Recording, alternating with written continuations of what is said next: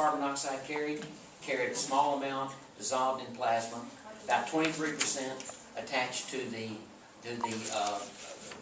globin portion of the hemoglobin. It's called carb amino hemoglobin. All right, and then about 70% is transported as a bicarbonate ion.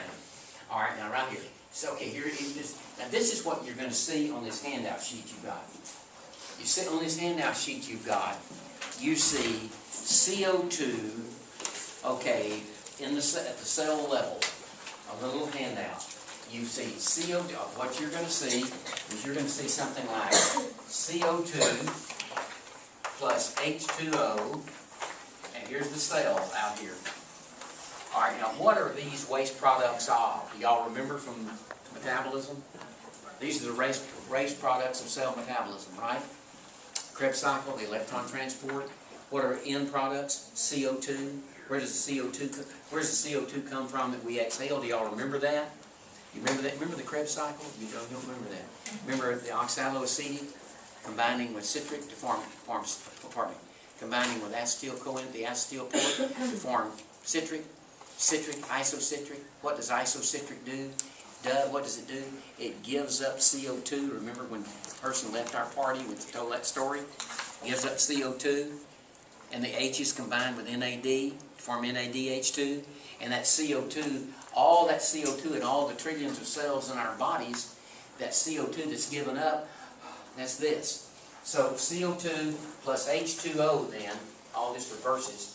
It goes into the plasma, and then you'll notice right there, actually, it dissolves through the plasma, and here are the red blood cells. In a red blood cell, there is an enzyme associated with the red blood cell membrane called Ca. That Ca stands for carbonic anhydrase. C-A-R-B-O-N-I-C. Carbonic A-N-H-Y-D-R-A-S-E. Now, carbonic, and that's what Ca stands for. Now, I didn't write that on. I might have that down there somewhere, written in there. All right. Now, CO2 plus H2O. All right. And at the red blood in the red blood cell, this stuff diffuses on the cross. CO2 and H2O plus H2O diffuses on through plasma, comes in contact with the red blood cell, and carbonic anhydrase causes this stuff, and you'll see on your handout sheet, causes this to form H2CO3 inside the red blood cell. That is a very unstable acid. That's a weak acid, and you'll notice, let me just erase the edge of my blood cell. H2CO3, this will ionize. It quickly splits into H plus HCO3 minus. Okay. All right. So you might be able to follow that just a little bit. Now, the H plus, what this does, and I'll go back over it. What the H plus does, it combines with hemoglobin, HHV, and that keeps the blood from getting too acid. The hydrogen combines with hemoglobin. Now, all right, now, so let's read through this. Let's go through this right now, and we'll go back to that, because this is going to be kind of important right here. It diffuses through plasma into the red blood cell, where in the presence of Ca, which is carbonic anhydrase, combines with water to form H2CO3. Now, does everybody know what H2CO3 stands for? Carbonic acid. That is, for those of you that had some chemistry, carbonic acid is a weak acid. Okay? Now, H2CO3 will ionize into H+, which are hydrogen ions. Now, how many of you, do y'all remember what this is right here? Do you remember what this is? HCO3 minus. Do you remember what that is? What ion is that? Nikki, do you remember that ion? All right, that ion is the bicarbonate, B-I-C-A-R-B-O-N-A-T-E. That is the bicarbonate ion. HCO3 negative is bicarbonate. Okay, in case you'd be sure you understand that. Now here's where I tell you what I drew a while ago. This hydrogen, now remember, keep in mind, this is the big red blood cell here. This is the red blood, just making it larger so we can see things. This ionizes into H plus HCO3 to keep the stability, the pH stability, where it should be, most of this H, this hydrogen ion, will combine with hemoglobin to form HHB, and that will not alter the pH. That binds up the hydrogen ions. The hydrogen ions get bound up. All right, now look at this. H combines, and you'll see right here, this will say, H combines with HB, and now here's where you got to watch it. Here's where you have to watch it. Out in the blood plasma, there's NaCl, Na plus and Cl minus. All right, now notice this. And inside the red blood cell, there's going to be potassium. There's going to be potassium inside. Now watch this.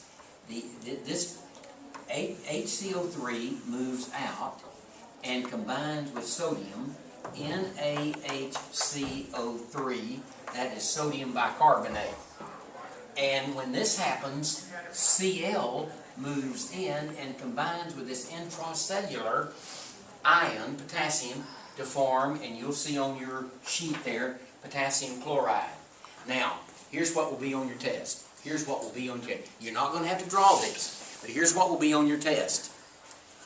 The exchange of bicarbonate, when bicarbonate moves out, chloride moves in, that is called the chloride shift. That does show up. It did show up on a test I took. The chloride shift. Now you'll notice down there, what I have, now let me show you, and we'll go back through it. Now, let me show you right here. H combines with HB, bicarbonate moves where it combines with sodium from the NaCl to form sodium bicarbonate. The chloride moves into the RBC where it combines with potassium. This is known as the chloride shift. Now that you've got to be hang on to. Highlight that. You've got to know that one. Highlight the concept of the chloride shift. So what is the chloride shift just in everyday terms? That's where chloride shift is where bicarbonate moves. Where does bicarbonate come from? It comes from carbonic acid, doesn't it? Carbonic acid ionizes into hydrogen plus the bicarbonate. The hydrogen ions combine with hemoglobin. The bicarbonate now is not happy inside the cell, so the bicarbonate moves out as chlorine, or the chloride ion, moves in. The bicarbonate combines with sodium, and the chloride combines with potassium on the inside of the cell. That whole phenomenon is called the chloride shift. Now that will be on your test. Now, you won't have to draw this now. You won't have to draw this, but what is the chloride shift? Now can you answer what the chloride shift is? What is the chloride shift? That is where chloride, the chlorine, or chlorine ion, if you want to put it that way, the chloride, sodium chloride, salt, Na plus, Cl minus, that's where the chloride moves in as the bicarbonate moves out, and the electrical stability of the cell is maintained. That is the chloride shift. That's how Now see, here's the deal with this. When it gets to the lungs, y'all, when all this gets to the lungs, this reaction reverses due to changes in pH, changes in partial pressure of gases.